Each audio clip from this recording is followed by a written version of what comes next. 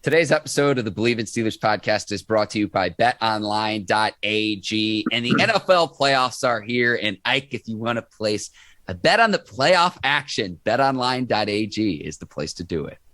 Man, make sure y'all go to betonline.ag. What a wild Sunday afternoon and evening for the Pittsburgh Steelers. I appreciate you, the Raiders, Las Vegas Raiders, for taking care of business and not letting that thing go in the tie. But then again, you can bet 365, 24/7, betonline.ag.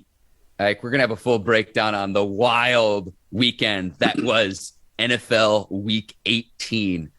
Head to the new and updated website to sign up today to receive your 50% welcome bonus on your first deposit. Again, that's betonline.ag. Just use our promo code Bleav, that's BLEAV, to get started. Bet online, where the game starts. All right, cue the music. It's time to start the show.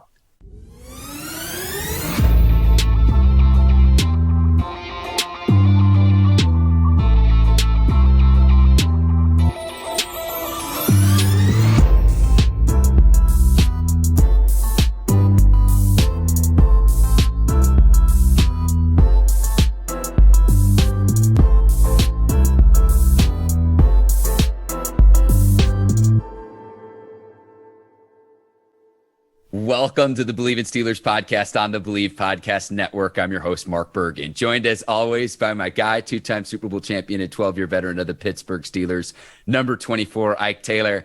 I experienced the full gambit of emotions yesterday, but our Pittsburgh Steelers are playoff bound. I have to give you credit to Psychic Ike Taylor. You called this from the get-go. Go back and watch our Friday show. You manifested the playoff berth for the Pittsburgh Steelers. Ike, I'm giving you all the credit here this morning. How you doing, my man? Man, I'm good, man. I'm happy. I'm smiling from ear to ear.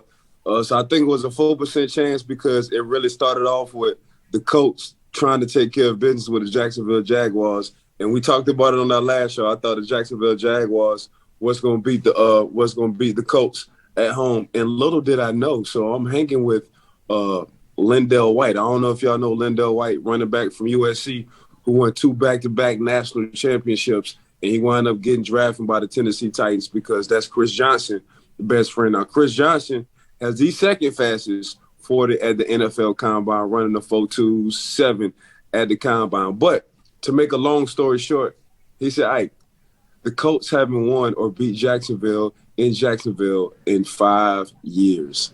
I say, dang, I ain't even know that. We hit that on the head. So appreciate you, the Jacksonville Jaguars, for taking care of business, for leaving the door open for the Pittsburgh Steelers. Of course, the Pittsburgh Steelers wind up beating the Ravens to have opportunity, and of course, the Raiders handling Vegas took care of it, and now we're in the playoffs, baby. Boy, what a day! Ike, you thank the Jaguars in advance. They were a 15-point. Some books had them as a 16-point underdog. I thought you were out of your skull, but this proves yet again. You got to manifest it, Mark. You got to manifest these things, man. You got to speak it into existence, bro. I'm telling you. The Colts have not beaten the Jaguars in Jacksonville since the 2014 season. It's been a long time. So, and that's kind of how I want to open today's show. As Steelers fans, who are we thanking to get into the playoffs today? Number one on my list is Trevor Lawrence. And I think that the Steelers should do what the Buffalo Bills fans did several years ago when Andy Dalton won a meaningless game at the time when he was the quarterback of the Bengals. All of the Bills fans, because they got into the playoffs for the first time in years, donated to Andy Dalton's charity. So Trevor Lawrence would be at the very top of my list. And if he has a charity out there, I think Steelers fans, here's an idea. Let's donate $7. If every person donates $7 in honor of getting the 7th seed, in honor of Big Ben's last season, number 7, you can donate $7 to Trevor Lawrence's charity of choice. And oh, by the way, too, the Jaguars also still get the number 1 overall pick in the 2022 draft. Correct. What a Sunday. Correct. Man, you talking about a Sunday. You talking about emotional Sunday. Now, everybody know I smoke cigars. Matter of fact, if you want to smoke a cigar, go to howardgcigars.com and get your one of a kind. But, man, I think I smoked like 4 cigars in 30 minutes. Dang, that Las Vegas Raiders in that LA the LA Chargers game, man, had me stressing like a mother. Yeah. So second on my list, Ike, would be Raiders kicker Steven Carlson for making the game winner. Now, I know a lot's been made today about whether Chargers head coach Brandon Staley should have called the timeout or not. And his explanation to me actually did make sense because, but though if the teams had tied, they both had made the playoffs. But I want to point this out. And a lot of people are saying, did Brandon Staley's timeout, which forced the Raiders to knock off their division rival and the Chargers, did that cost them? Because if they tied, they both would have been in.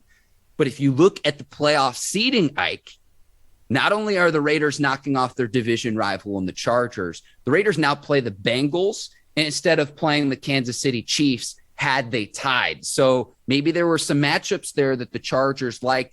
As a player, you want to win a football game as well. But the tie very nearly came to fruition with something we also talked about in advance of Week 18. And I thought the Steelers were safe when the Raiders had a 12-point lead. They built it to a 15-point lead, and the Chargers just came storming back. Justin Herbert, I tell you what, the NFL is in good hands with him as a quarterback because it seemed play after play after play after play. He just kept converting fourth down conversions. He was like a movie villain that just wouldn't die. And it came down to the final play in overtime. The Raiders knock off the Chargers. And because there's a result and there wasn't a tie, the Pittsburgh Steelers are in the playoffs.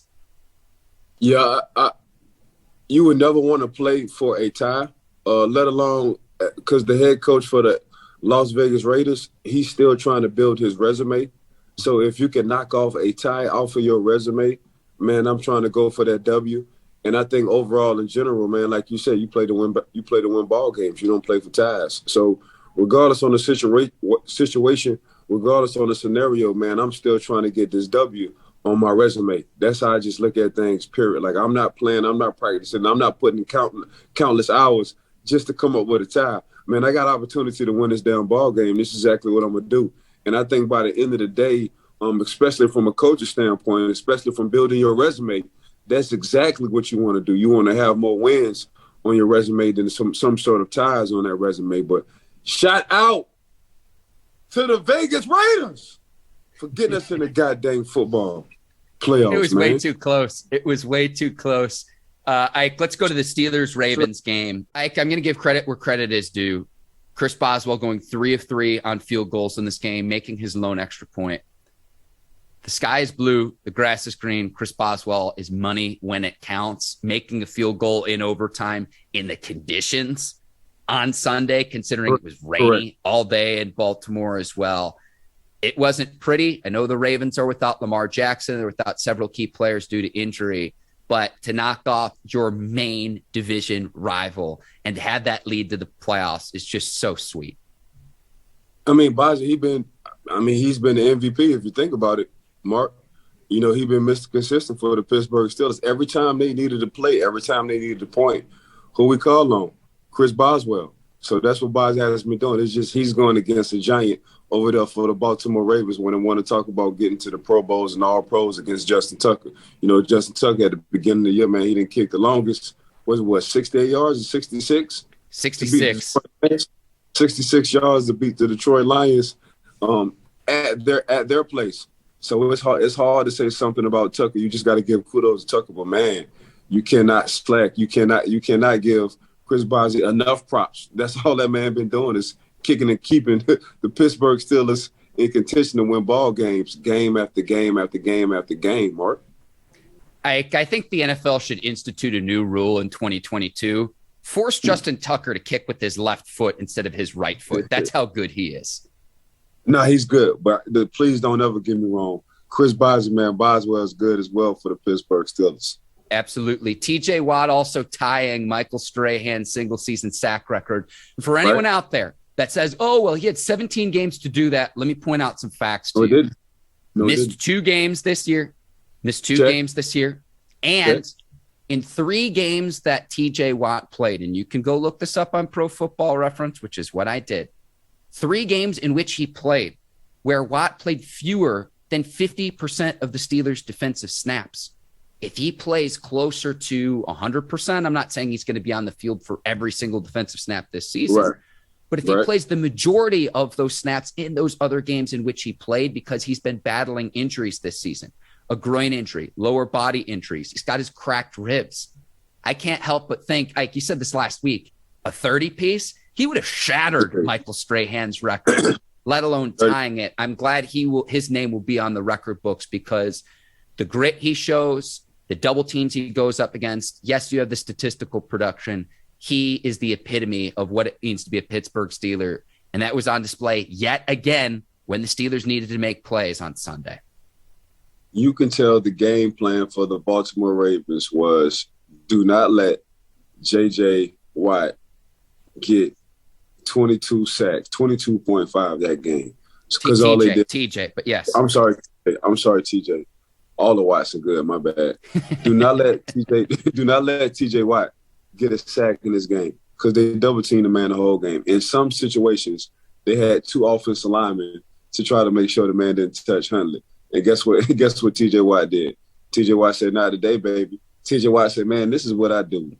I come into your stadium, I make plays, I close games out, and by the way, let me tie this record." The Baltimore Ravens. So it was just impressive for me to see TJ Watt get or tie the sack record by Michael Strahan, but it was also impressive for his teammates to even know that he was that close on doing it, and they all celebrated at the same time. So that was very impressive. That was a team win. That was a team gathering, and big kudos to TJ Watt. You saw his teammates celebrating with him after the game. We had a Coach Tomlin chef's kits and dancing in the locker room, just pure jubilation. You love to see that. And look, there's a time and place for it as well. People are like, there's a time and place. You made the playoffs, right? Despite all of the odds against you, you made the playoffs. There's a time and place for that. Coach T always, go ahead. Coach T always in the right place at the right time, whether he giving you the kiss of death or whether he popping in one of the players' videos and just doing his own little thing and making that thing go viral, man. For some reason, he just got a knack on being in the right place at the right time. So say. Two defensive plays I want to discuss before we get to Taylor talk that I thought were key down the stretch. Fourth quarter, Minkah Fitzpatrick breaking up the pass along the sideline to Hollywood Brown. If Minkah does not punch that ball out, the Ravens have it at the Pittsburgh 48-yard line with 25 seconds left, 2 timeouts in the league's best kicker. I can tell you how that narrative ends, Ike. So without that play by Minkah, we're probably talking about a different result, and we're probably in a lot different of a mood this morning here on the Bleav in Steelers podcast. The other play as well. Go ahead, Ike. We'll talk about Minkah, and then I'll get the other defensive play. Go ahead. Minkah just Mr. High IQ.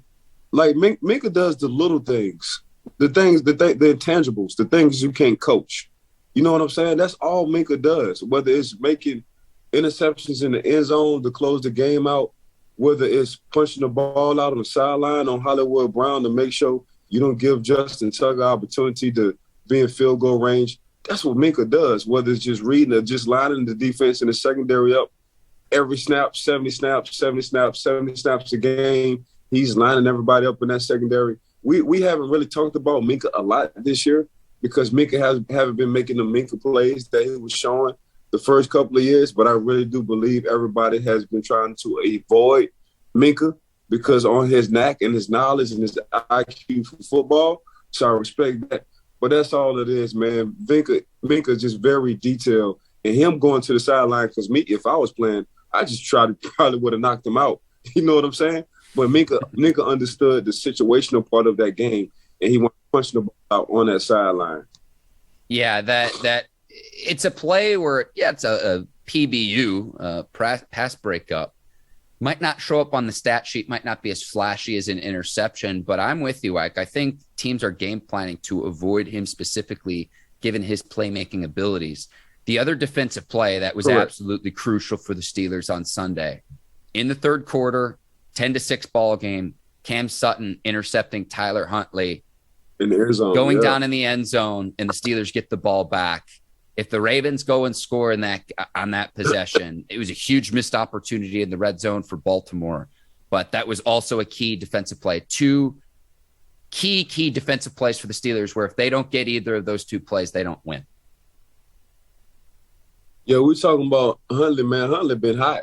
Huntley been dangerous. It was just the 2-point conversions they haven't been making. It's the fourth down situations they haven't been making when it came down to a few games. We talking about 5 or 6 games where the total of their losses have been like 11 points. So it's not like they haven't been in games. They've been in games. They just haven't been winning those close games. And Huntley has been the reason why they've been in all of those games. You know, he stepped up. You can tell each game he's gotten better. He's got more comfortable.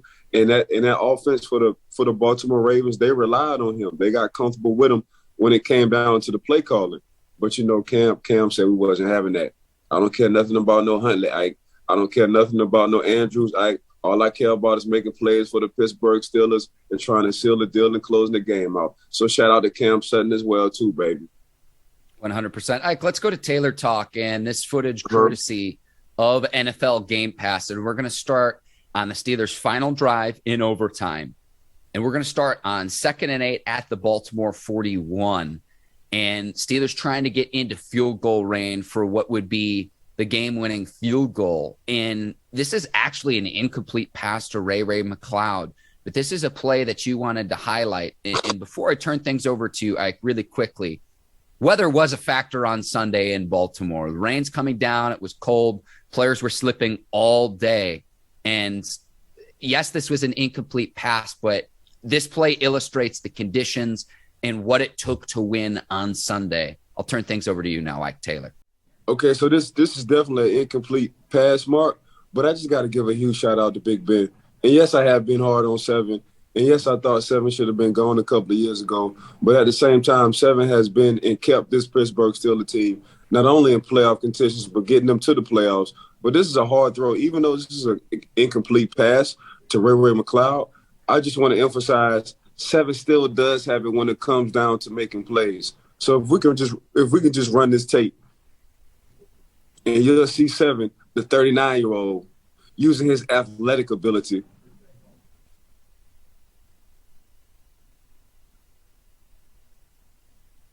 I'm going to pause it right here, Ike. Okay, so 7 is sliding to his left. The 39-year-old is showing his athletic ability.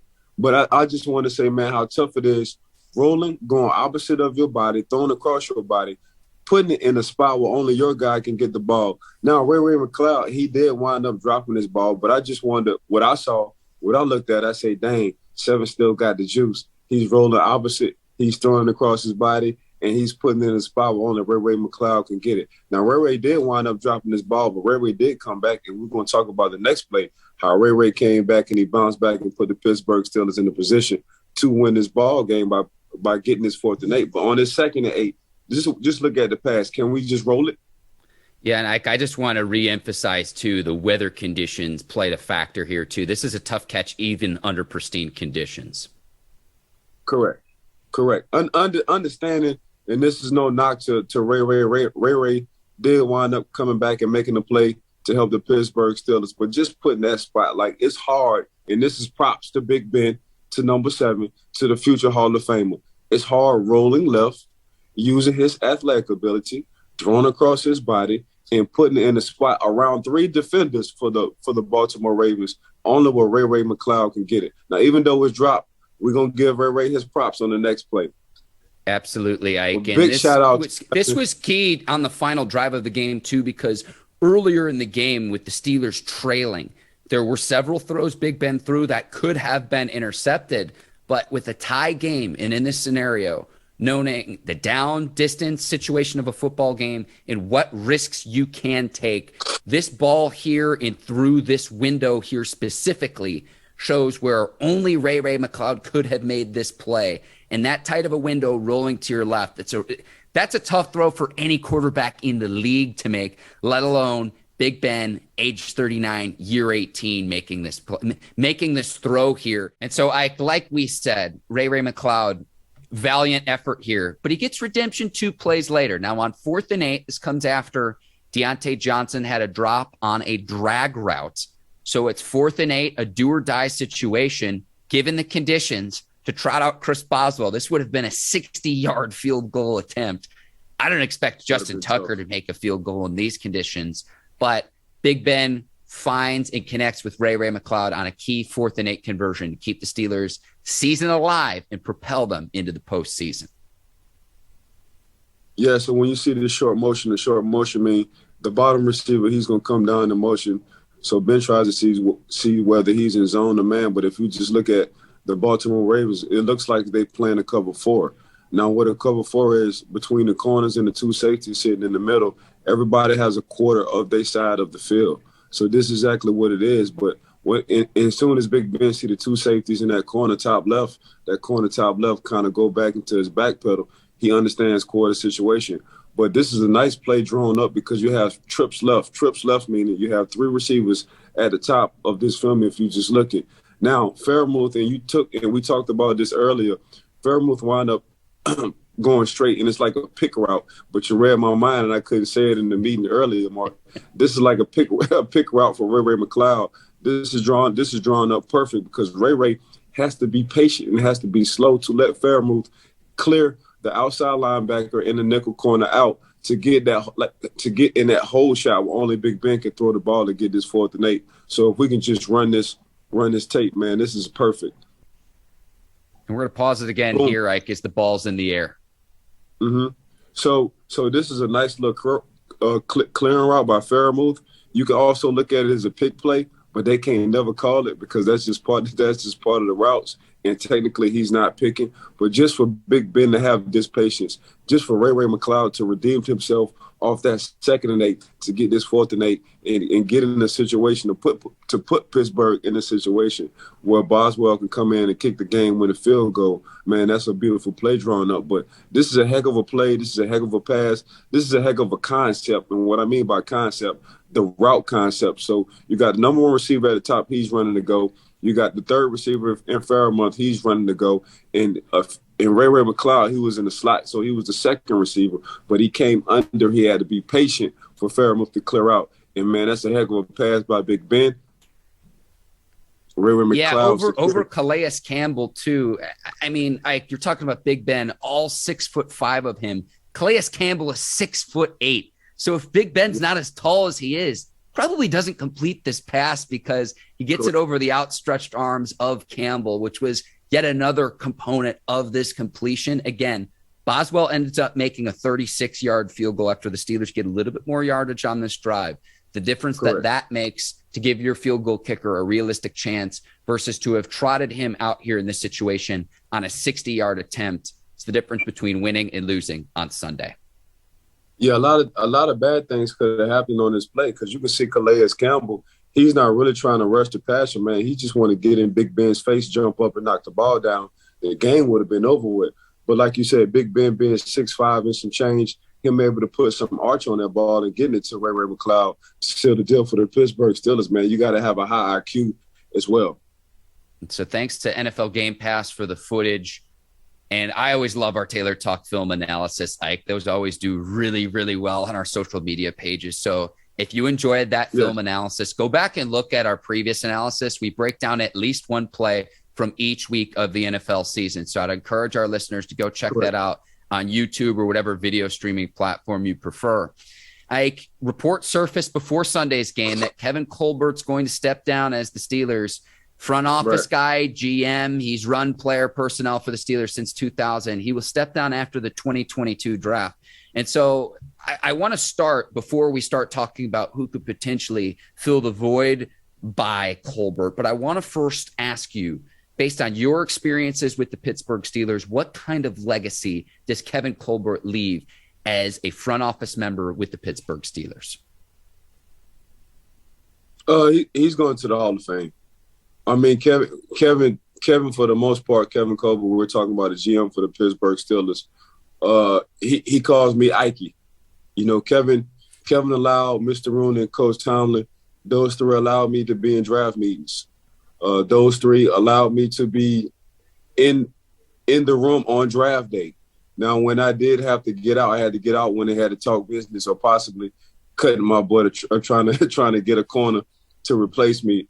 But at the same time, I feel like, man, I'm very fortunate to sit in these draft meetings because of Kevin Colbert. I'm very fortunate to understand and see his system and see how it works. I'm very fortunate to be around a guy who knows football. Kevin Colbert saw my son walk at the age of 6, and he said, your son is going to be a safety. I can tell by his body build. I can tell by the way he walks.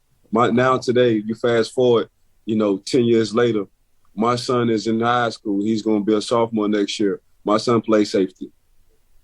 So Kevin Colbert, just over a course of years and doing this for so long, but he can just tell by how a person walk, how a person carry himself. Man, your son gonna run a 4.3. I said, Kevin, man, the dude's just 6 years old. I'm telling you, I'm saying by the way he walk. You know what I'm saying? He's gonna be lanky like you. He's gonna be a little bit, when it comes down to stature, he's gonna be a little bit more muscular than you. And man, this man won't lie. This man won't lie at all. But when you just have an eye for it, and I think that's what Kevin Colbert, that's why he's been so good for so long. He just has an eye. He has a knack to see talent for a body build, to see at what position, how this person can play, to see if you good in and out in breaks, to see if you can make this throw as a quarterback, to see if you had a high IQ as a D tackle or a center. Like, that's Kevin Colbert. He don't even try. It's natural for him. So you know how we always talking about good mechanics that don't go to mechanical school, but they can just break a car down and everything will be good. When you want to talk about a barber who's never been to school, but he's one of the best barbers in the world, that's Kevin Colbert. Now, he does have a degree, but that's Kevin Colbert as a GM. He just have a knack for talent. He have an eye for football. And a great thing about Kevin Colbert is, man, you getting Steelers. And what I mean by Steelers, that's the first thing Kevin Colbert told me. Man, take the height, size, and speed out of it. Is he a Steeler? And once I understood that part on how they draft, I said, okay, that's why this man has been successful for so long. But under Kevin Colbert's reign, I don't know how many Pro Bowl guys he have drafted. I'm guessing at least 60. At least 60. So I'm so glad Detroit.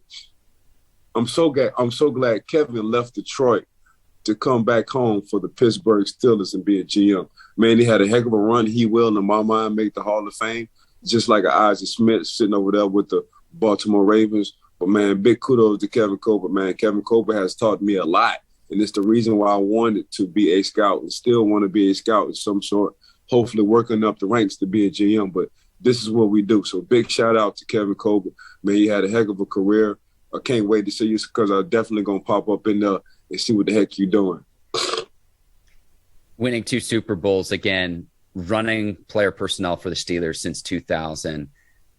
Like, in those draft meetings, like, what's the best story that you can share with your interactions with Kevin Colbert? You can leave names out if you need to, but when you were sitting in those meetings, Kevin Colbert's there. What's the best story you have inside of that room? My Kevin Colbert, I'll tell you this, Mark.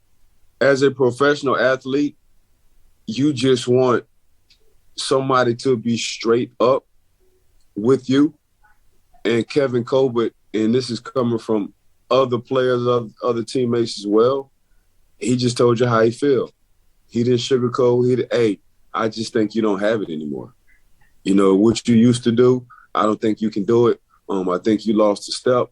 I think you're not moving as you once was, and I'm going to have to try to replace you. That's Kevin Colbert. Now, as an athlete, it hurts. It hurts. And I understand now when they say, man, the truth does hurt. But you're appreciative because the honesty on what Kevin Colbert is telling you. He's not trying to sugarcoat you. So that's why I think there's no love-hate with Kevin Colbert.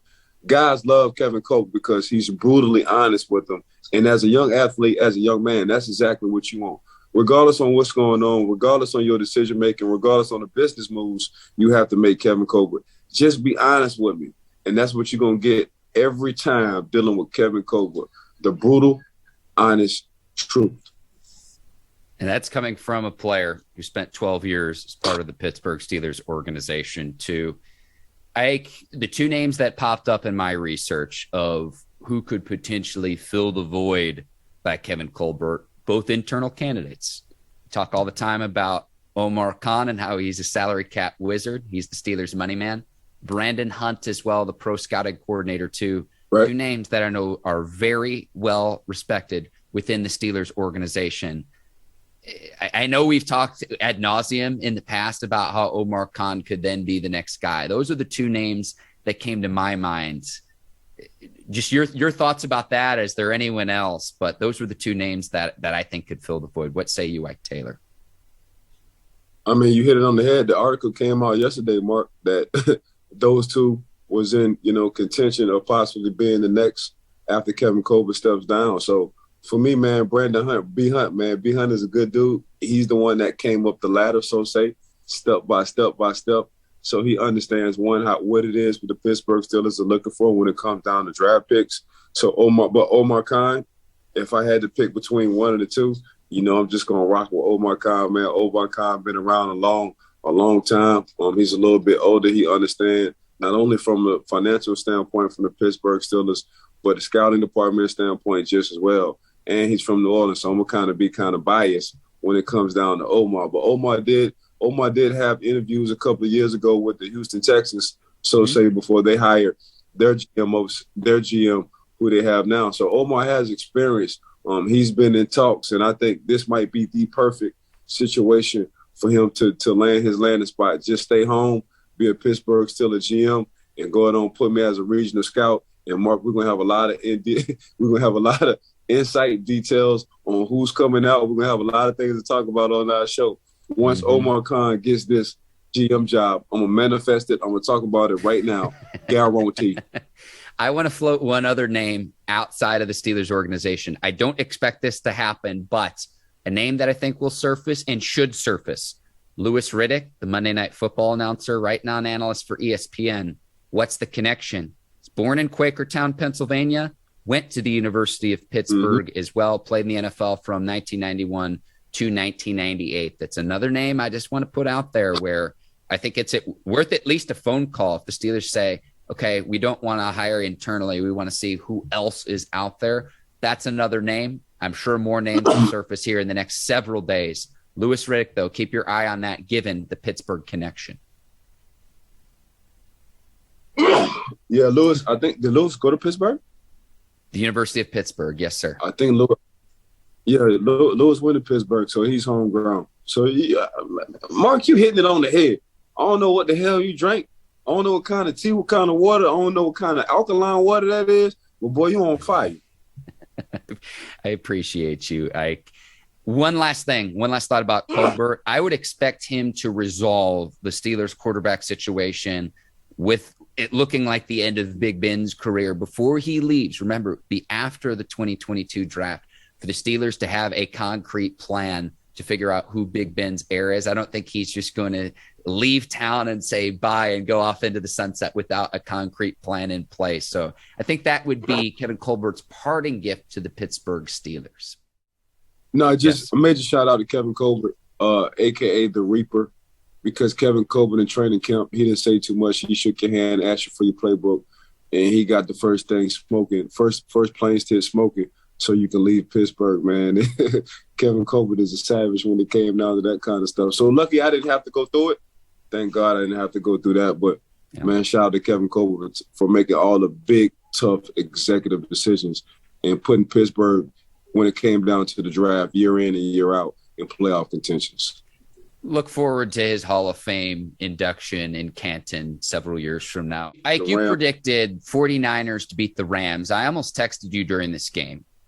49ers have a 17-point deficit. They come back, fight back, and win in overtime. Psychic Ike Taylor on display yet again. Not sure how you knew, but we were talking some before the pod. It all starts with the man by the name of Deebo Samuel. Yeah, that's his name, Deebo Samuels. And that's just the makeup of the San Francisco 49ers. They are a bar-fighting team, a bare-knuckle team. And it starts with that young man, number 19, man, Deebo Samuels, because Deebo Samuels, all he wanted some kind of physical contact every play. So we got to start giving Jimmy Garoppolo a lot of props as well, too, Mark. He's been clutch for the San Francisco 49ers. It's been a few plays where he's been sitting in the pocket and taking hits and delivering dimes. So another shout out to Jimmy Garoppolo. Of course, we already know who Deebo Samuel is. He's the attitude not only to the offense, but I think in my mind to to that San Francisco 49ers team. You know, whether it's carrying an offense or defense, he just brings that tenacity. He is like the Derrick Henry to the Tennessee Titans. You know, everybody just kind of feed around and off of him. So major shout out to Deebo Samuel. They couldn't stop him. Every time they needed to play, they as in the 49ers needed to play, Jimmy Garoppolo was throwing it to who? Number 19. Deebo.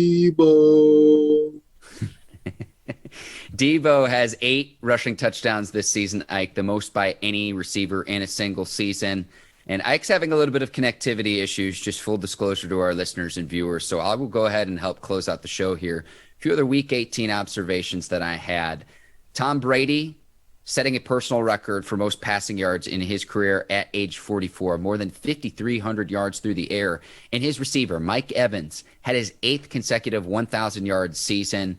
He extended his own record, which is the longest in any NFL career. So the consistency there for the Tampa Bay Buccaneers is impressive, especially as they continue on to the playoffs. But on Friday's show of the Bleav in Steelers podcast, we're going to have a full breakdown of Steelers and Chiefs. This is a matchup of 2 teams that played earlier this season on the day after Christmas. The Chiefs absolutely blew out the Steelers 36-10. Chiefs tight end Travis Kelce didn't play either because of COVID. Friday's show is going to be loaded as well because we're going to have a full breakdown of Black Monday today, which is going on. So we're going to talk about which vacancies, head coaching vacancies, are most appealing in the NFL. So there are several already today. Bears, Vikings, Dolphins, just to name 3. We'll also talk about who we think should win NFL awards. So I'm talking about the MVP race, Coach of the Year, Offensive Rookie of the Year, and Defensive Rookie of the Year. Steelers open as a 13-point underdog to the Chiefs at Arrowhead. So we'll see what happens there. One final thought as well. I've seen this on Twitter as well. Some people suggesting, should the Steelers go on and sign their former star receiver, Antonio Brown, given the whole media circus surrounding AB right now? Antonio Brown scheduled to have ankle surgery later this month, so I'm going to shut that down immediately, just considering his ankle isn't right now. He needs to get surgery on that before he can come back on a playing field, hopefully in 2022. That remains to be seen if an NFL team will give him an opportunity to do just that. I'll go ahead and sign off. For Ike Taylor, I'm Mark Bergin. Thank you for listening to the Bleav in Steelers podcast. I want to give a shout out to the folks over at the Bleav Podcast Network, Brinks TV, led by John Brinkus, Courtney Vargas, Herbert Diaz, and the crew over there. Today's sponsor, betonline.ag, and to thank you, the listeners and the viewers of the Bleav in Steelers podcast. We will be back on Friday previewing the NFL playoffs. Steelers and Chiefs, Pittsburgh, playoff bound yet again. Till then, take care. So long, everyone. Peace.